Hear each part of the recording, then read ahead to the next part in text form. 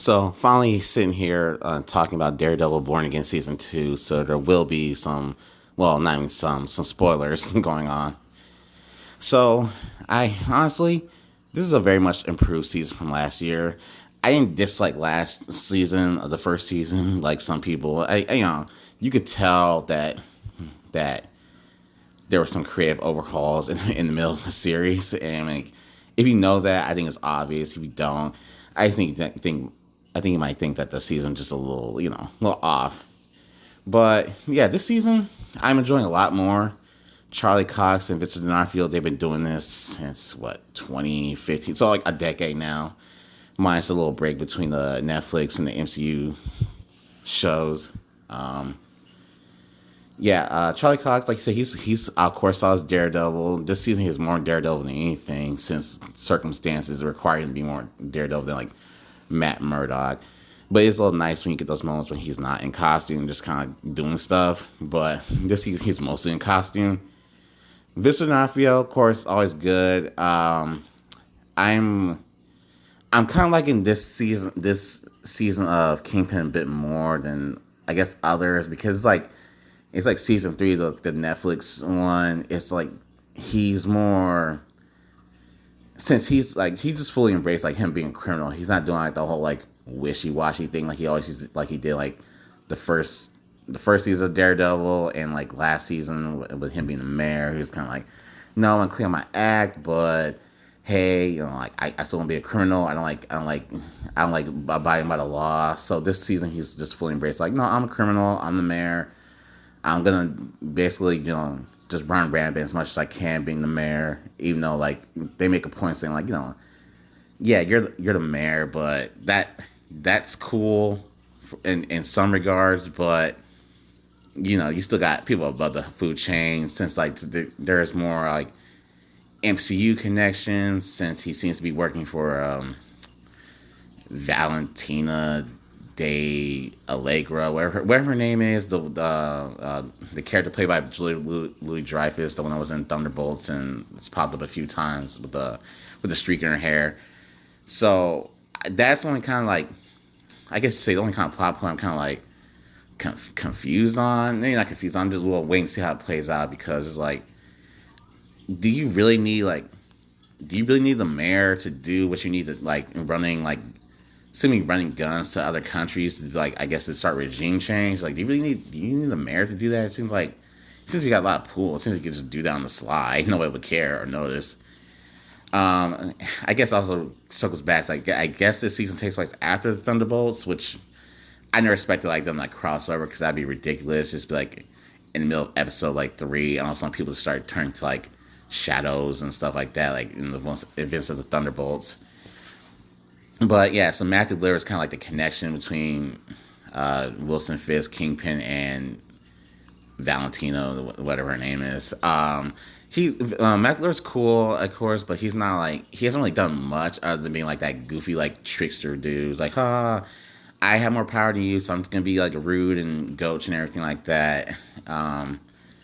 So I'm waiting for that, how that plays out in the latter half of the season, just because it seems some like previews and stuff. It's like, all right, I think the connections with the Thunderbolts or Valentina's gonna grow even larger. I wouldn't be surprised if she even shows up, because she seems like that type of Julie Louis Dreyfus. She seems like that type of actress that would like just show up for like an episode or like just like a couple scenes, and like later. Um, what else? I think I forgot the actress name. I think it's Deborah Wool or something like that. Karen's never been my favorite, even in the Netflix version. She had like her moments, but every now like some of her just rampant, not even rampant, just some of her like hypocrisy and exceptionalism. It's kind of like, it kind of gets grating a little bit. I am fully expecting like something to happen between her and Matt, because they seem to be like at a healthier place, but she just kind of can't help but just be a bit more gung ho than him, like especially like killing people. And there's been like little hints here and there, like he's just getting more and more comfortable with that. How she just, I get it. She is like she is on this like being self defensive and everything, but at the same time, again, like anytime Frank Castle comes up, she kind of like gets his hard eyes for him, and it's like, girl, like I get it. This Punisher, Frank Castle, is a lot more toned down than he is in other versions, so it's a bit more acceptable. But at the same time, even like Frank Castle keeps telling her, like, stay away from me. I'm nuts, and she's like, no, Frank. He's good, and it's like, yeah, I guess until the day he isn't. Um, what Thinking like what the one that surprised me, like I really liking Vanessa. I don't know the actress's name. I think she's like an Israeli actress or something like that. She's really grown her own. I really like her more. Like I really liked her in last season, Born Again. I like her in this season. How she's like that very much Lady Macbeth type. Is like, all right, Will Smith is a bad dude, and honestly, like you could say like he corrupted her or something like that. But she clearly has her own ambition. She just does not, and she might have some leeriness about everything, but she still goes along with everything, and she does her own stuff. Like she's waiting to kill Bullseye. So like the first half of the season, so it's just like I'm waiting. It's like, yeah, you do kind of forget she's the one that set Bullseye off last season. So it's like some chickens coming home to roost. So you can't feel too bad for her. Wilson Bethel, I believe is his name, that plays Bullseye. He's not in that much the first half, but when he does get a solid episode, like episode 4, where it's a bit more focused on him. And I do think like them ramping up his powers, I guess you could say, in the MCU officially is a bit ridiculous. It's like, all right, do you really need to bounce off like knives off of like 8 different things, just throw it like somebody directly in front of you? Something that gets a little ridiculous, but it is fun. I guess it's visually interesting to him just kind of like just doing it. But I like him. Definitely not like Bullseye, like the comics or anything like that, where he's just like a psychopath. Well, and this one seems to be like just my theory is it's like I feel like some of this was meant for Frank Castle, the Punisher, but maybe they couldn't get John Bernthal for like the whole season. So they're like, hey, let's just use Bullseye to kind of slot him in some of this stuff.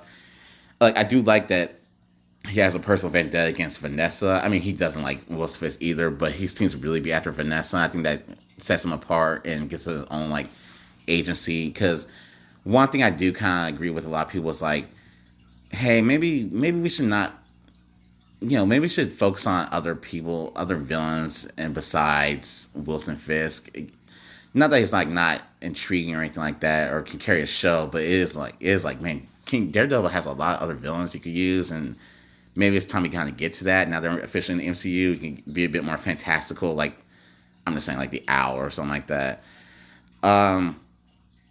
The one character I like BB. I'm glad they kind of reveal immediately that she was the one doing like those Wilson, the caricature of Wilson Fisk. I mean, it was obvious that wasn't like a man in that suit, but it was like, hey, it was introduced in episode 1. In episode 2, they straight reveal it. It's like, yeah, thank God you didn't drag it out, because it was obvious. It would make sense why she'd do something like that.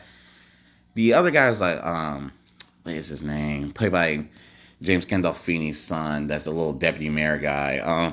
He's cool. I mean, I do wonder where his character's going, since he seems to be like, he seems to be aware that like what he's doing is bad, but he's just like, I need to keep my head down to protect myself. So there's kind of like this regret, and it's like, it seems like he knows that Wilson Fisk is a murderer and criminal, but like maybe it's like in denial, because there's a scene where Wilson Fisk clearly showing him the old cop, the old like commissioner's like dead body, just as a point. And his name is Daniel Blake. Is it Daniel Blake? No, I don't know. I think it might be Daniel. But yeah, James Gandolfini's son. It's like, does he know? Does he not know? Is he denial? Either way, it's like, yeah, keep your head down. But at the same time, it's like, guy, like, this dude's just straight up telling you he's gonna murder you if you disappoint him. So maybe he's trying to like find an exit strategy. The one I do like a lot is he's going on me since last season's Buck Cashman. Like last season, used to be kind of like generic goon. Like I mean, I was a big fan of Wesley in Daredevil season 1, but of all like the replacements, I mean, he hasn't really had too many replacements. I think Buck Cashman's probably the best, because you do get a sense of like this is just a job for him. There is some like professional pride, but it's like he doesn't want murder. He's like, he'll kill people, but it's like maybe this guy's going a little excessive. And that guy, I guess, speaking of excess, it kind of does go in with the whole like vigilante task force situation. Like I know people are like, oh, some real life comparisons of what's going on in the world right now with like ICE and everything. I think they're fine. What's the main guy, Pal? He's a little cartoonish, but look, let's be real. Some people are cartoonists, so I'm not gonna like knock that. The one guy, he kind of came back from last year. Was Cole North, I think is his name. He's fine also, but I just don't see. They're not really differentiating those two making the difference between those two as much as they probably could, because it's like, oh, Cole's just like, I'm just doing my job. He's talking to Kirsten, the Matt's lawyer friend, but then he's clearly taking pride and just being like a dick to people. So it's like, make up your mind, dude. Powell's just like a dick. So it's like, but Cole's like, no, I'm just doing my job. Then you see him like just being petty. Other than that, I do think it's like a solid season. Like, what's her face? Matt's ex girlfriend Heather. She's kind of growing on me. She had a really good scene with Buck Cashman that I really did appreciate that they used for her. And even Kirsten, she's like, say, if Matt can't be a lawyer, I'm glad someone is. And obviously, Foggy's not around. The fight scenes are always solid. There was a really good one in episode 3 with Matt freeing the prisoners. Oh, that's right. The swordsman guy, Tony, played by Tony Dalton. I know they cut out a lot of his stuff from last season, so I'm glad he got like one episode to kind of showcase what he does. I mean, he does leave, but I do feel like he'll be back. But I'm glad he had that one episode to kind of focus on him. Not focus, but gave him a bit more shine, spotlight. You actually got to see him like do some action stuff, which you only saw a little bit in Hawkeye, which I forget. Like a lot of this stems from the Hawkeye show. Go figure. Even though they're kind of like distancing themselves a little bit from it, since that show was clearly like Kingpin showing up on that show was clearly meant when they were like kind of wishy-washy on how connected the MCU was to Netflix shows. So now it's like, no, they're not fully bracing it. They're just kind of like, yeah, some stuff happened to Hawkeye. Like, Kim has a scar over his eye. We're not going to really talk about that. I think he has a robot eye. Yeah, but the fight scenes are really good. The story's really intriguing. I do like just where we're going. I seem like how the city is just on the. I think they could do a bit more with the city on collapse thing. It's kind of like it's there, but it's not there. And it's like what is going on in the actual city. We do see like civil unrest, but at the same time, it's like, all right, I get too. It's a TV show. They're going for so much. It's not like a comic where you just draw these people. I do want to get a bigger scope of like what this vigilante task force is actually doing, other than just being like Fist's personal goon squad.